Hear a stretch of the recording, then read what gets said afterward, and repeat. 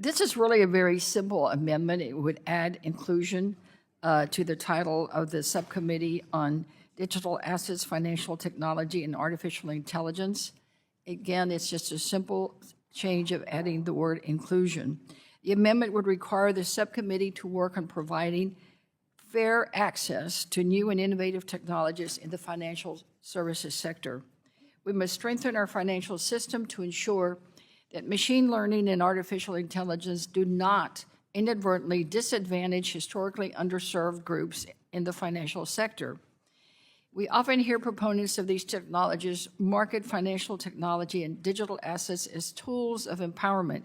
Yet many in our communities, particularly people of color, older Americans, rural Americans, and those with limited English or limited access to digital banking are still being left behind.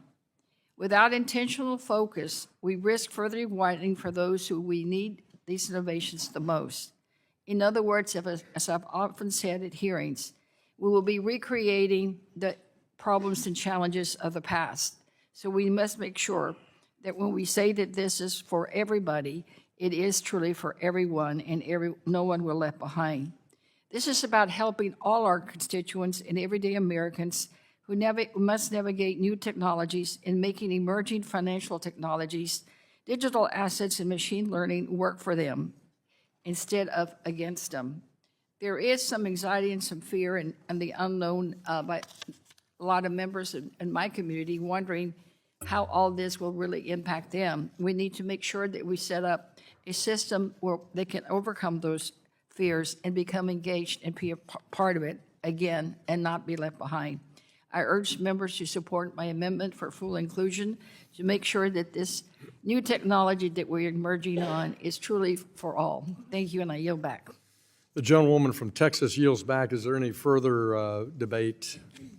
Mr. Steil from the great state of Wisconsin, the chair of our Digital Assets, Financial Technology, and AI Subcommittee is recognized to strike the last word.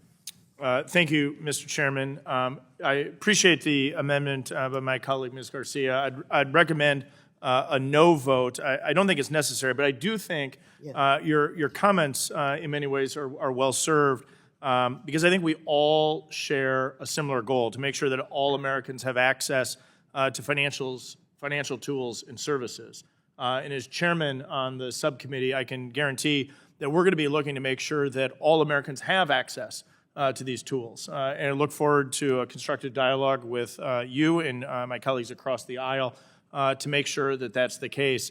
That said, I don't think the amendment is actually necessary because we're going to be working in the space to make sure that this technology reaches all Americans. And as we have seen through technological development and innovation over the years, all Americans benefit by investment and innovation in this space. And so while I appreciate the intent of the amendment, I encourage my colleagues to vote no, because I don't think it's necessary because it is inherent that as we develop and build out this technology, that we're building this with an intent to assist and benefit all Americans across the board. Mr. Chairman, with that, I'll yield back. The gentleman from Wisconsin yields back. The gentleman from Massachusetts is recognized to strike the last word.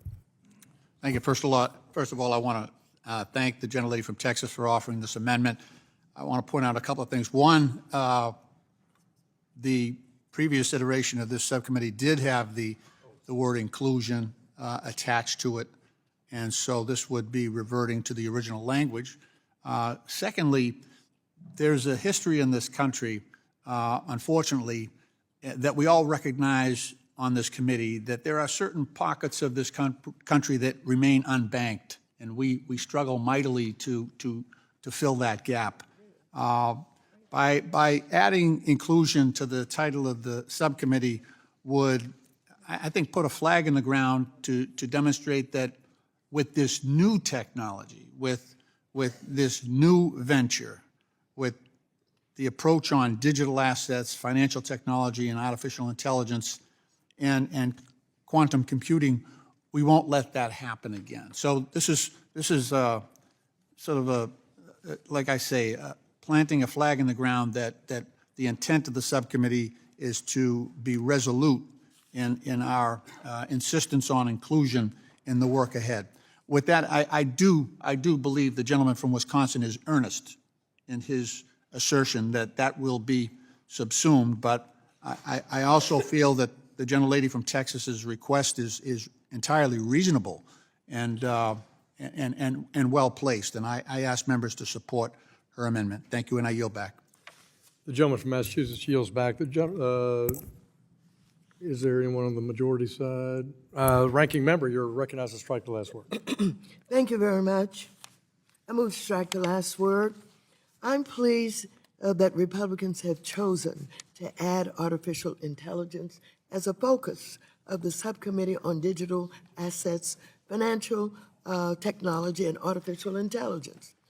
AI is undoubtedly an important and evolving area that deserves our attention. However, this addition does not have to come at the expense of inclusion.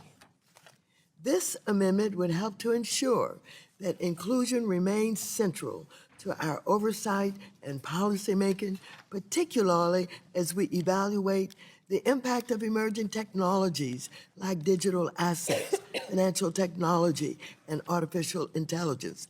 Artificial intelligence has the potential to be a transformative tool in addressing financial disparities. AI models can be weighted to reverse historic bias and discrimination, providing fairer outcomes and opportunities for underserved communities. However, unequal access to AI advancements between working-class individuals and the ultra-wealthy can significantly exacerbate wealth inequality and lead to a more divided country. By restoring inclusion to the name of this subcommittee, we reaffirm our commitment to making emerging technologies work for everyone, not just for those who have historically held access to wealth and opportunity. While I was disappointed that Republicans removed the Diversity and Equity Subcommittee last Congress, I believe the committee's support of this amendment today can send a clear message. We believe in leveraging technology to close gaps, not widen them, and to build a financial system that works for all Americans. So I strongly support this amendment, and I encourage my colleagues to do the same. Thank you, and I yield back. The gentlewoman yields back. The chair recognizes himself to strike the last word. I appreciate the gentlewoman from Texas' focus on fair, non-discriminatory, and abundant access across financial services. She, the ranking member of the full committee, and certainly the ranking member of the Financial Technology Committee last Congress, Mr. Lynch, were all very active participants last year in our artificial intelligence roundtables that we had, which were done in a bipartisan way. And I appreciate Mrs. Waters and Mr. McHenry working on those. I think it was very clear in those roundtables that we have a shared commitment that artificial intelligence and the use of it by financial services players have to be done absolutely in the context of our regulatory sphere and statute. Meaning, if you're going to use machine learning to generate new leads for your company and mortgages or that kind of thing, that obviously that use of AI is in full compliance with the fair lending laws, for example, and that the benefits of financial technology should be more services across capital markets, depository institutions, and non-bank access to more people at hopefully lower prices and more innovative approaches. So I appreciate her raising that. And in my view, our rules are quite clear there, that we promote access. And I think the gentleman from Wisconsin made that point. In our rules across the subcommittees, we have in capital markets, stated in the rules, provide greater access to investment opportunities. In our financial institutions subcommittee led by Mr. Barr, consumer access to financial services, et cetera, is a focus. And in the digital assets, financial technology, firms providing innovative consumer financial products and services is the focus.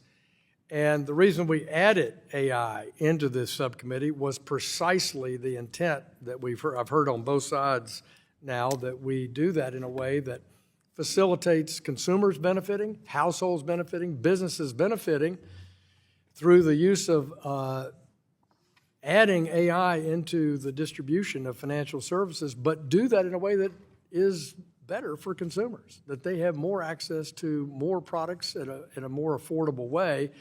And so I believe our rules are adequate in this regard. I believe the charge to the subcommittee chair, Mr. Steil, and his ranking member, Mr. Lynch, is clear. And so I would urge members to reject this amendment as just not being necessary, and I yield back the balance of my time. Is there further discussion or debate on the amendment from the gentlewoman from Texas? If not, does the gentleman from Michigan insist on his point of order? No, Mr. Chairman, I would like to withdraw my point. Vice Chairman withdraws the point of order. Is there further debate or discussion? If not, the question now occurs on the amendment offered by the gentlewoman from Texas. All those in favor of the amendment, please say aye. Aye. All those opposed, please say no. No. In the opinion of the chair, the noes have it, and the noes have it. The amendment is not agreed to. Mr. Chairman, can I ask for a The recorded vote? gentlewoman from Texas. Can I ask for a recorded vote, sir? A recorded vote has been requested. All those in favor of a recorded vote, please raise your hands. A sufficient number having done so, a recorded vote is so ordered. Without objection, further proceedings on the amendment are postponed. Is there any other amendment or debate on the House Committee Rules package?